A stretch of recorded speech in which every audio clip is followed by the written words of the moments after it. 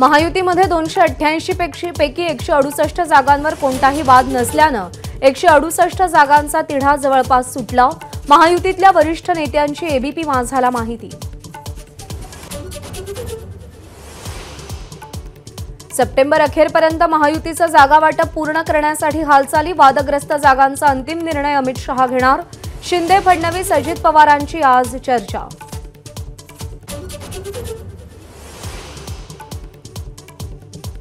महाविकास आघाडी आज सोडवणार तिसऱ्या आघाडीचा तिढा। मुंबईतल्या 6 जागांवर काँग्रेस आणि ठाकरे गटाची रस्सीखेच।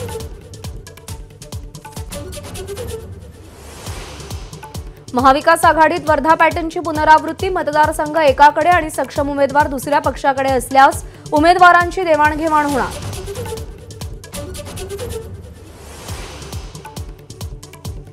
विधानसभा निवडणुकीच्या पार्श्वभूमीवर भाजपची 2 दिवस मॅरेथॉन बैठक।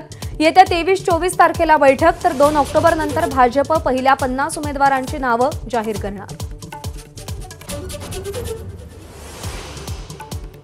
अजित पवारांची राष्ट्रवादी महायुतीमध्ये 70 पेक्षा अधिक जागा मागणार। एकाही विद्यमान आमदाराचं तिकीट कापणार नाही, अजित पवार यांची ग्वाही।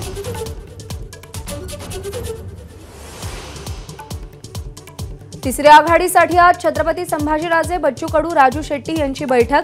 एमआयएमला नो एंट्री, बच्चू कडूंची ठाम भूमिका। राहुल गांधींविरोधात बेताल वक्तव्य करणाऱ्या संजय गायकवाड, अनिल बोंडेंविरोधात काँग्रेस आक्रमक। आज राज्यभर आंदोलनं। राष्ट्रवादी शरदचंद्र पवार पक्षाचाही पाठिंबा। एक देश एक निवडणूक विधेयक आगामी हिवाळी अधिवेशनात मांडणार। सगळ्या पक्षांची सहमती मिळवण्याची केंद्रासमोर अग्निपरीक्षा। राजनाथ सिंग, अर्जुनराव मेघवाल आणि किरण रिजिजू विरोधकांशी संवाद साधणार। अंतरवाली सराटीमध्ये 1.5 किलोमीटरच्या परिघात आरक्षणासाठी 3 उपोषणं। जरांगेंच्या उपोषणाचा 3रा दिवस तर हाकेही वडीगोद्रीमध्ये आंदोलन करणार। राज्यस्तरीय स्वच्छता अभियान पंधरवड्याचा मुख्यमंत्र्यांच्या हस्ते शुभारंभ। गिरगाव चौपाटीवरील स्वच्छता अभियानात मुख्यमंत्र्यांचाही सहभाग।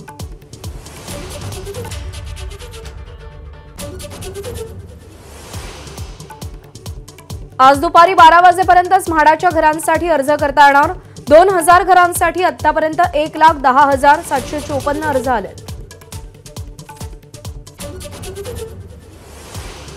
मुख्यमंत्री शिंदे आणि दोन्ही उपमुख्यमंत्री आज बुलढाणा दौऱ्यावर। लाडकी बहीण लाभार्थींशी संवाद साधणार। बुलढाण्यातील 26 महापुरुषांच्या पुतळ्याचं अनावरण। मेट्रो 3च्या पहिल्या टप्प्याचं उद्घाटन मोदींच्या हस्ते होण्याची शक्यता। ऑक्टोबरच्या पहिल्या आठवड्यात हिरवा कंदील, सूत्रांची माहिती। भविष्य निर्वाह निधी म्हणजेच पीएफ मधून अडीअडचणीला 1 लाख रुपये काढता येणार। केंद्रीय कामगार मंत्रालयाचा निर्णय। अमेरिकेच्या फेडरल रिझर्व्ह बँकेकडून व्याजदरात तब्बल 0.5% कपात। भारतीय शेअर मार्केटवर सकारात्मक परिणाम। सेन्सेक्स आणि निफ्टीतही तेजी। लेबनॉनमध्ये सलग दुसऱ्या दिवशी इलेक्ट्रॉनिक उपकरणांमध्ये स्फोट। शेकडो वॉकी-टॉकींच्या स्फोटात 9 जणांचा मृत्यू तर 100 जण जखमी। एबीपी माझा, उघडा डोळे बघा नीट।